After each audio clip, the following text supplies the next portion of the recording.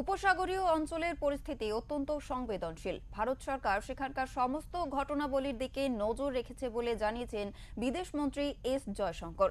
তিনি বলেন, ওই অঞ্চলে বসবাসকারী বিপুল সংখ্যক ভারতীয় নাগরিকের নিরাপত্তার বিষয়টি সরকার সবচেয়ে বেশি অগ্রাধিকার দিচ্ছে। মধ্যপ্রাচ্যের চলতি সংঘাত এই অঞ্চলের স্বাভাবিক জীবন এবং বাণিজ্য উভয়কেই প্রভাবিত করছে বলে তিনি আশঙ্কা প্রকাশ করেছেন।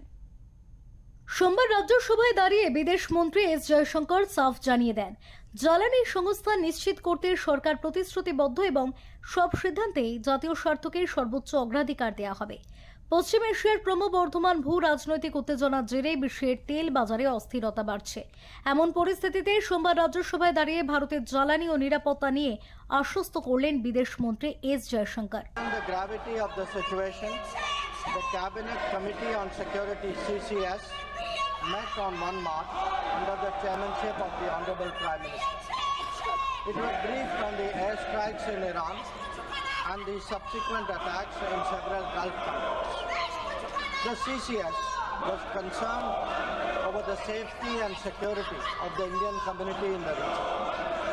It also focused on the implications for regional security and for economic and commercial activities. Honorable Prime Minister continues to closely monitor developments, emerging developments, and relevant ministries are coordinating to ensure effective response. রাজ্যসভায় বক্তব্য রাখতে গিয়ে জয়শঙ্কর বলেন, খরচ, সম্ভাব্য ঝুঁকি এবং সরবরাহের প্রাপ্যতার বিষয়কে গুরুত্ব দিয়ে জ্বালানি সংগ্রহের ক্ষেত্রে ভারতের নীতি নির্ধারিত হবে।